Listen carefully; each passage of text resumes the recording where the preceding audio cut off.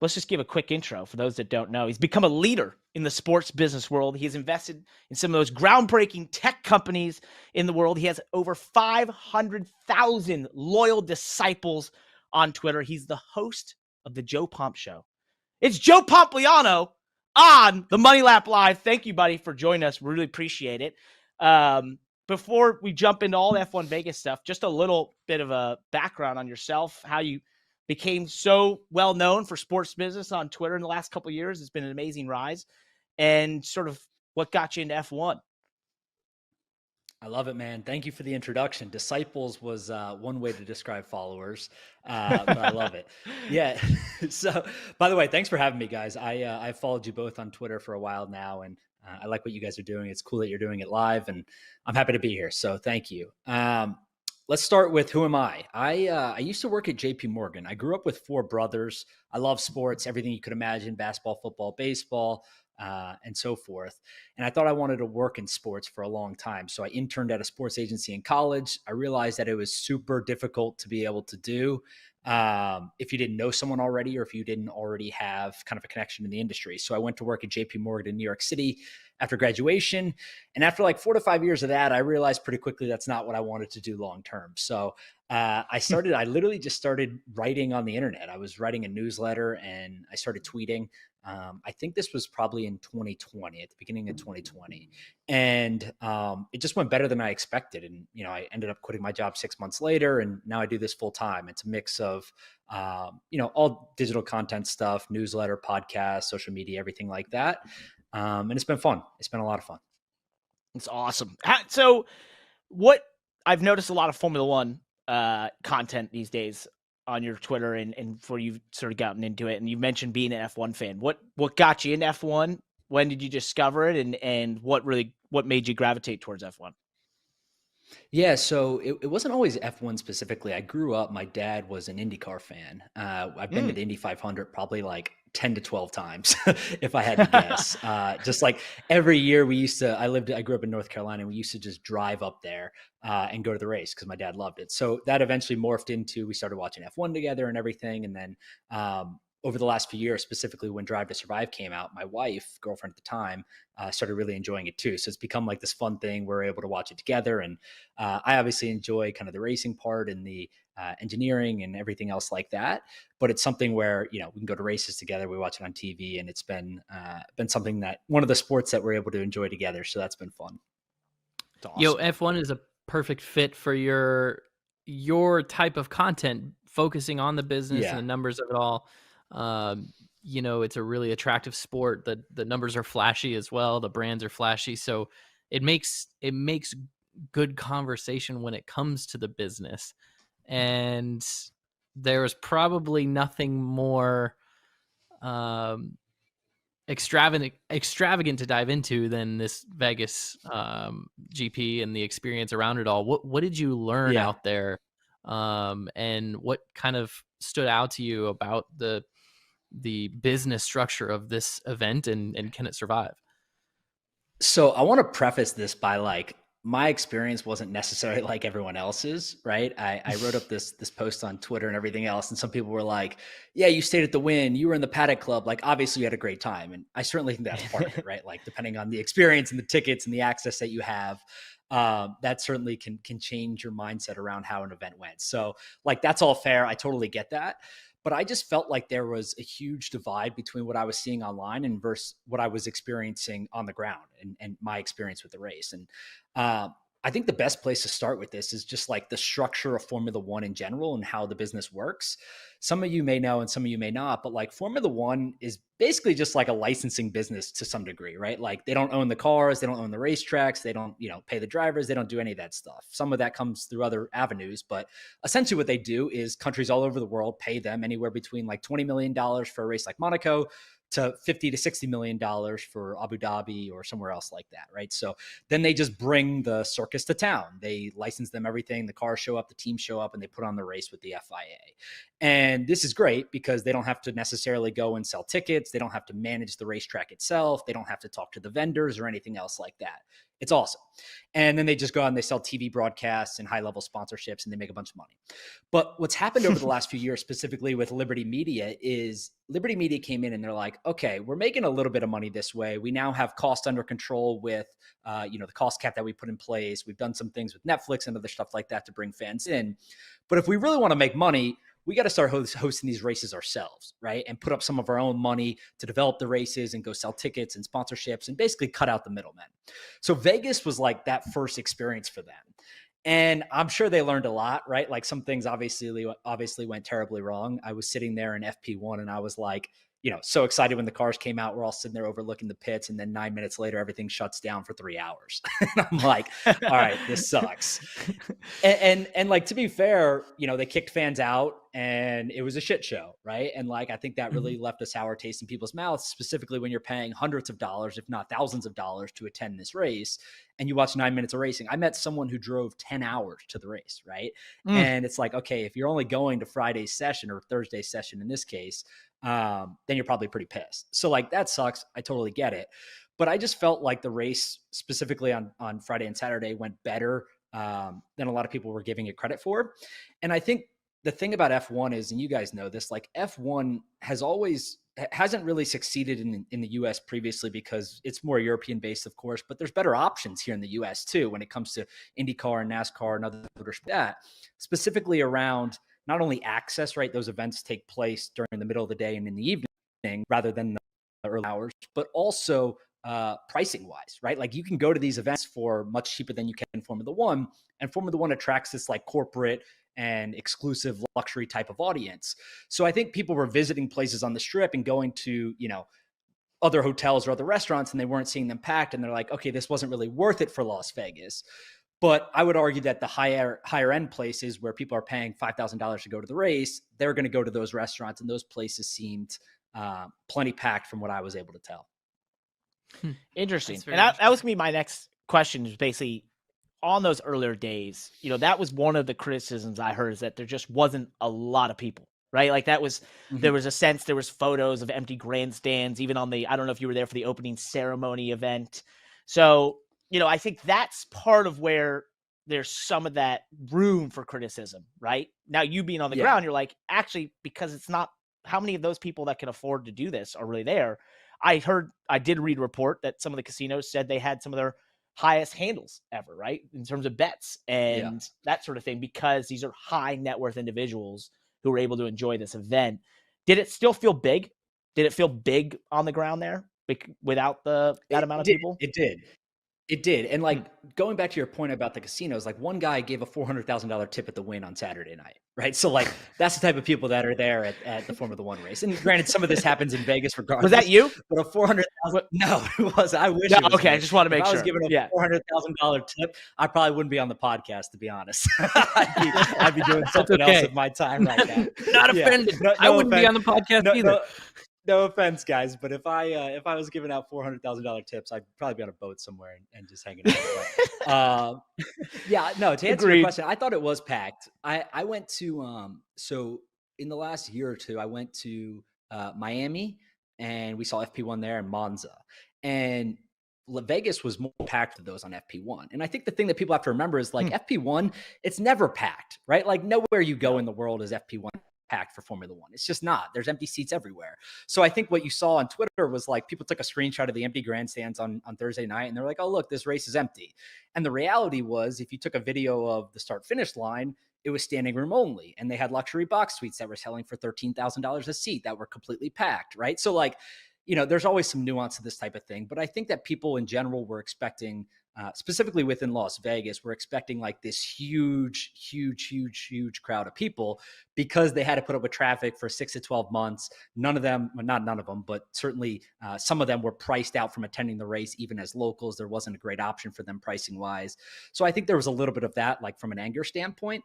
But to me, it felt plenty busy. And again, the high ticket places, the Wynn, the restaurants like that, the casino floors, they were plenty busy. I was joking with, so I'm sure you guys saw the Formula One car, Lewis Hamilton's car. I think it was 2013, sold at auction. I think the Wynn probably had over $50 million worth of cars like on the casino floor during the week. They had the Hamilton's car was sold for, I think, 18 million. They had one of those Hennessy Venom Roadsters that's like 3 or 4 million. They had a Mercedes Roadster that was like 10 or 15 million. They had a bunch of different cars that Sotheby's was auctioning off. And all those things sold live there on the floor. So like, you know, there's plenty of people that were spending money in and around Vegas during that week. I think one thing that's interesting about this Vegas event, and it, to me, as I wouldn't call myself a racing purist, but I'm very aware of it because I've been racing my whole life. So, you know, I'm pretty well in tune with what racing purism is, and know what it looks like. And, you know, with Formula One, we've seen this astronomical growth in interest, in public interest in F1, particularly in the United States. We all pretty much know why. I think it's this joining of Netflix, and then also our culture right now is just so responsive to the luxuries of things, right? And money, and F1 is perfectly positioned for that with their branding. You know, unlike NASCAR being this kind of blue collar idea of a sport, F1 is this exclusive luxury sport. So you pair that with Drive to Survive and everything, and you have the U.S. interest. And Parker and I, you may have heard us joke about it, the motorsports tourism is what we kind of call it, right? Because you have all these American F1 tourist fans that, you know, became fans during this era, and then the question is, are they tourists or are they going to stick? Do they become interested in the racing, or are they there for the exclusivity part of it? And so it seems like the Las Vegas F1 race was this culmination of the exclusivity part of it, right? And Max Verstappen even sort of expressed his frustration over the course of the weekend, that it wasn't a purist racetrack, it wasn't a purist race. You know, people being mad that FP1 was canceled is like, you know, and wanting their money back from those tickets. I've never heard of somebody wanting their money back from tickets from a practice, right? Like practices get canceled all the time for weather, or there's oil on the track, or like, you know, that's like a racing thing. That's just the most racing thing to happen. You know, it's the first race. Well, and the drain stuff, I mean, you guys know this. The drain stuff, like this happens at racetracks, right? Like specifically street tracks. Like this is a given thing that could happen at one point or another. Right. So I get it, but the idea that you're going to issue a refund is kind of crazy in my mind. I was even surprised, honestly, that they did the $200 voucher, right? Like, you know, you're setting a precedent then that if something doesn't go well weather-wise, that you're going to give the fans some sort of relief.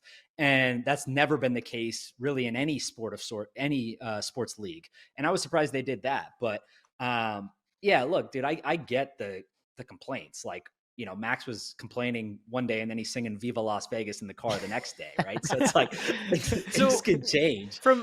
From your perspective, you know, you know the sport well, and like you said, I know you've gone to the Indy 500 with your family and your brothers and your dad for your whole life, and but you have this really keen.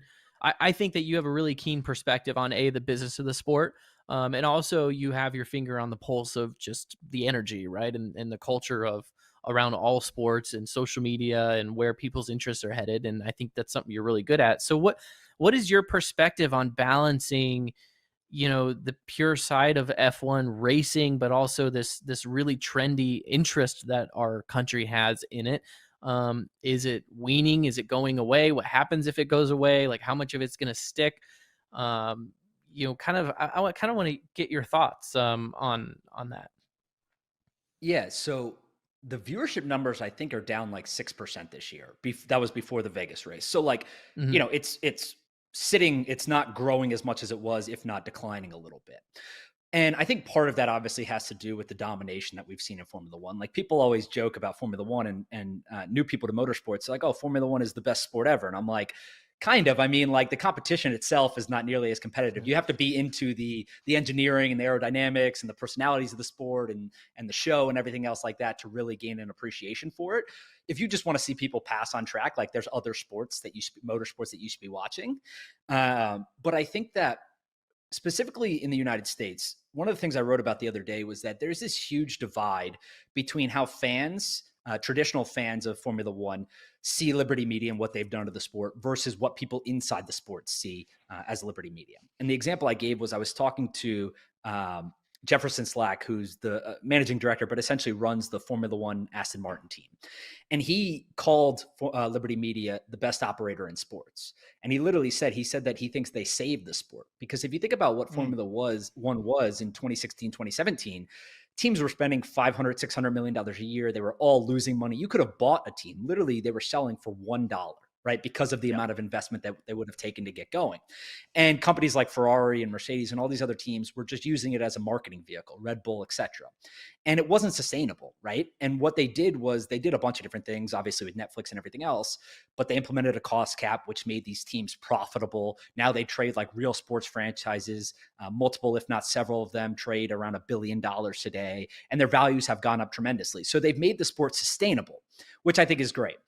But the thing that Formula One or Liberty Media is looking at now is like, if you want to continue to grow, and every sport looks at this, right? If you look at the NBA, they're doing the in-season tournament. If you look at the NFL, they're going to have their first ever Black Friday game this week.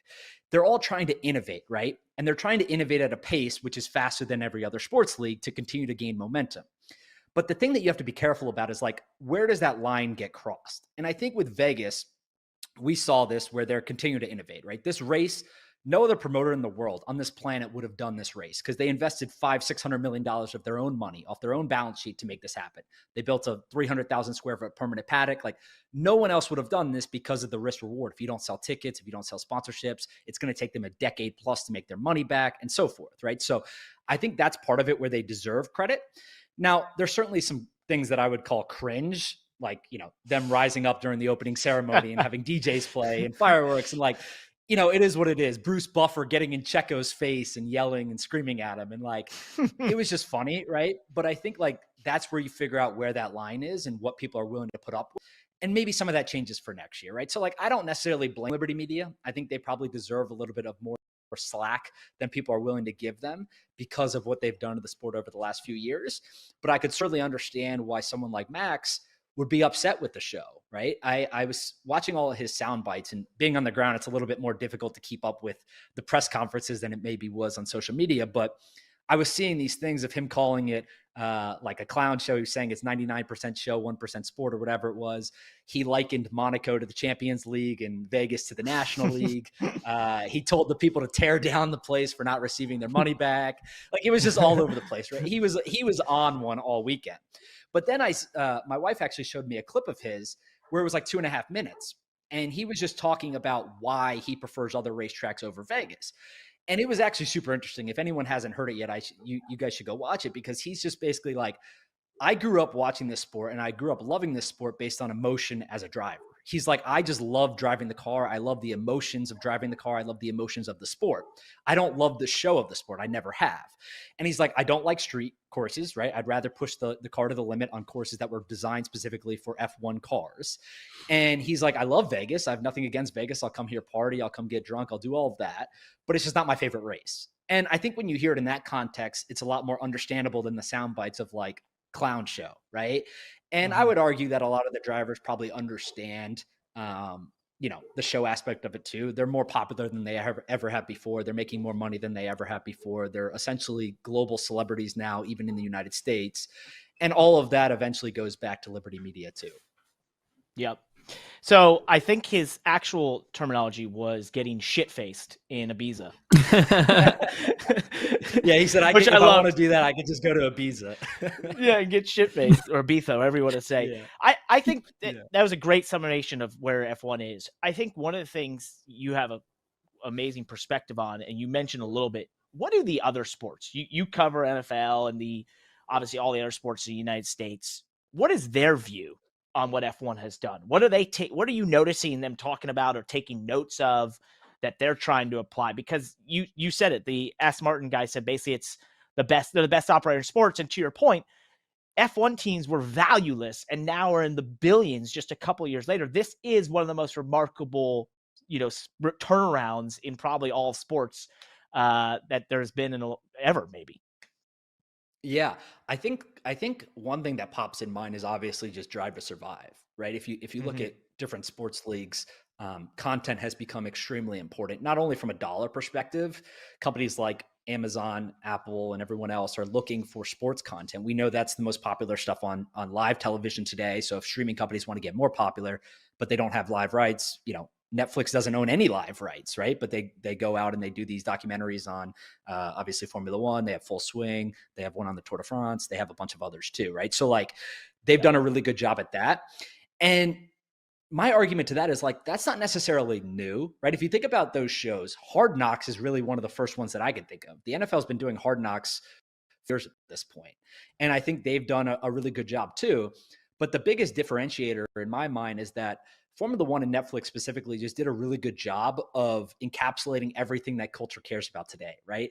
It's the drama, it's the money behind the sport, it's the celebrity status, it's the races, it's they're essentially like music festival style races now, which is good or bad depending on how you look at it.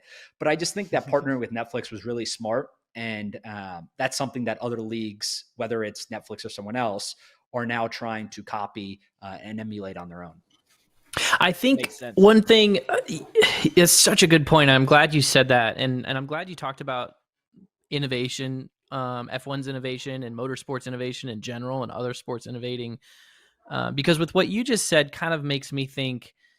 If I wanted to make an argument for why the Las Vegas Grand Prix is not necessary, right, or maybe even a misstep, or wasn't, let's just say, not necessary, is motorsports has always needs any sport, but motorsports needs to lean into what it's good at, right? And what Netflix and F1 did a really good job is leaning into the sub stories of what's really going on, because in motorsports it's not just the drivers, as opposed to basketball. And just bear with me for a second, because I know there's coaching staff and I know there's all kinds of things, there's deeper things than just the players, but the players are the ones that hold the ball and shoot it and play, right? But in motorsports, you have the car and you have the teams, you have the engineering behind it. And so I feel like motorsports does a really good job when we present content that just goes deeper, right? And so Formula One and Netflix knock that out of the park. But what's difficult with motorsports is being innovative on the actual event, right? Because a motorsports event takes a huge amount of property and a huge amount of logistics and people to build a racetrack or to build a street course or to execute on that. And we've been doing street courses for decades in motorsports, but it's still not an easy thing to do. Where basketball, hockey, football, I mean, there's stadiums in every city, and yeah, they're spending billions of dollars to build new ones constantly, but it almost seems like it's a little easier and more acceptable to local communities to build a stadium to have a football game or a basketball game or a soccer match, and those facilities can be repurposed the rest of the time, as opposed to building a temporary street course or even a permanent race course. So you could maybe make this argument that, like, hey, why is a street race in F1 necessary in Vegas when we continue to lean into the things that we are actually good at? I'm not intentionally doing anything over here, but my microphone went out, which is why I had it muted for a second.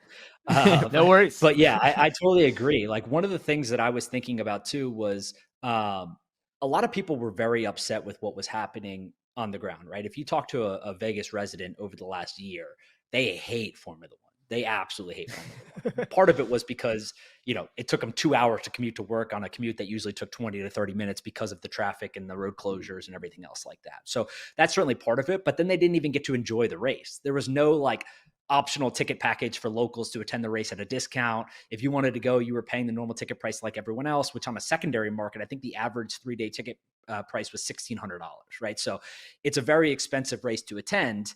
But my argument to that would be like, it'll get better each year from here, right? As long as the road closures aren't as bad as year one. They already built the paddock, which is obviously a big part of it. And then I think for Formula One, it's just like it's a really good marketing race for them, is what we'll call it, right? Like, the race ended up being pretty good itself, but I would argue it's more about what it does for the sport holistically from a marketing perspective. And if you look at what they're going to be doing over the next decade, I actually asked Jefferson from Aston Martin about this. I said, if you had to look at 2030, how many races do you think are on the Formula One calendar? And how many do you think Liberty Media is hosting? So I think they had 22 races this year, 24 next year. He thinks that by 2030, they'll have 25 races. He thinks that's just the cap. Logistically, you can't really do much else because of how the sport travels kind of all over the world. And I think I largely agree with that. But he said that he doesn't think they're going to promote themselves more than 3 races, right? So, 3 out of 25 is really sort of insignificant still. Vegas being one of those, and then maybe 2 others, whether that's them building their own races themselves or taking over for race promoters that are financially insolvent or just don't want to do it anymore. So like from a purist standpoint, I don't think the sport is going to be changing that much over the next 5, 6, 7 years. I think that Liberty Media is just going to take a little bit more hands-on approach with a certain number of races. And that's ultimately good for the sport, right? If you look at the United States, these races get 70, 80 million viewers every single race, and only 1 million comes from the United States. So there's still a lot of room to run relative to the rest of the world. And I think that's ultimately what Liberty Media is focused on. So I'm glad you brought viewers because I wanted to go there. But before we do, real quick, I just have a quick financial question in that this race cost them what, 600 million in total? Was that the number basically floating around out there? Do you believe they have a possibility of making that back over the next 10 years from this race? Is that possible with the tickets? Yeah. And it is? Okay. Yeah, so I think they'll make it back. Achieve that. I mean, yeah, they already have, it was like a 3-year, it's kind of like weird how they did it. Part of me feels like it was like sort of a handshake deal with Las Vegas because you don't build they spent $240 million on just the land. Like if you guys looked at the land where the paddock is now, it was just an empty dirt parking lot that's like a few blocks away from the strip. So they spent $240 million on that, another $100+ million to build it, $600 million on the whole race. And you're not spending that just for 3 years, right? So the initial agreement is for 3 years, but Clark County, aka Las Vegas, essentially guaranteed them use of the strip, they call it, for a decade, whatever use of the strip means. But yeah, so it'll at least be here for probably 10 years. My guess it'll be here for much longer. And every year, they're going to start chipping away at that investment. And, my guess is they're not stupid. They projected out a certain number of years and a financial return that they'll have in place to be able to make this race worth it from a pure investment perspective. That makes sense. So you mentioned viewership. The most watched F1 race in America was the Miami GP this year. I think roughly around 1.5 million. The Daytona 500 is just around 9 million this past year. The Indy 500 was over 5 million. Those are 5 and 10x almost larger than Formula One. Yet right now, judging from what you see on social media and such, F1 is winning the culture war. You mentioned you've been to the Indy 500. You went as a kid. How do NASCAR and IndyCar tap into what F1 has done? How do they take this interest and get people that obviously suddenly like cars going in circles and say, hey, here's what our offering is, in your opinion? You, being someone that likes Formula One, has seen IndyCar. How do we get you to start tuning into a NASCAR race? Or is there a way? Or is it not possible? No, it's definitely possible. I think that if I had to pick out 2 things that Formula One's done really well, and if you look at every sports league that's growing, these seem like common threads throughout all of them, is they're promoting the stars of the sport really well. So the athletes, the drivers in this case. If you look at the NFL, right, in most cases, and the NBA specifically does this really well, they promote the athletes more than the teams in the leagues, right? So if you look at an NBA advertisement today, almost always it's about individuals rather than the teams or the league itself. And this is the league spending money on these promotions, right? It's obviously not the athletes or the teams. So I think that they're doing a really good job because the data tells us, there's a bunch of different studies that have come out over the last few years, and it's individuals now care, younger people care about individuals rather than teams and leagues. And the example I always like to give is that I grew up watching the New York Giants on TV because my dad grew up in New Jersey. Go Giants! He was a Giants fan. And that's what we did together, right? And I'm assuming you guys are the same and most people are that way. But today it's changed where Odell Beckham Jr. has more followers than anyone else in the NFL. He has like 16 or 17 million followers on Instagram today. It's drastically more than anyone else in the NFL. So a young kid today who owns his jersey would have been a fan of the Giants. He would have been a fan of the Browns. And now he's a fan of the Ravens, right? He was a fan of the Rams at a standpoint too.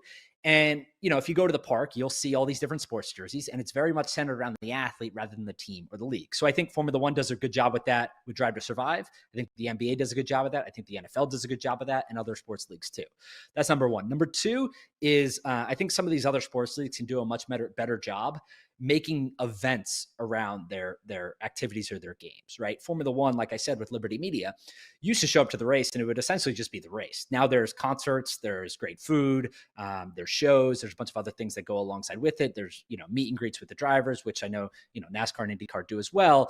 But it really feels like more of an event rather than just you're going there for the race. Because if we're being honest, like people ask me about Formula One and other sports like that too all the time. And like, the races really aren't that great to attend because you're just seeing a little bit of the action right in front of you.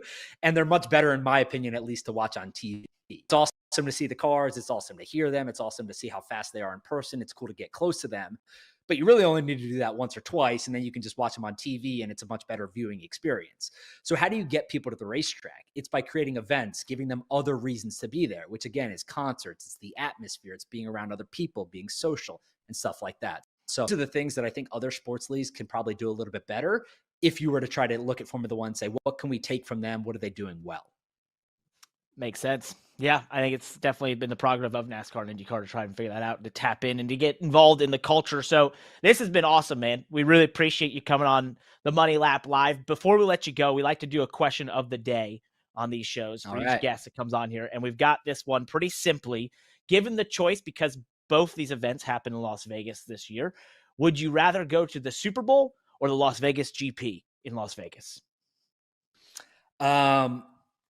I would have picked the GP this year just because it was the first year.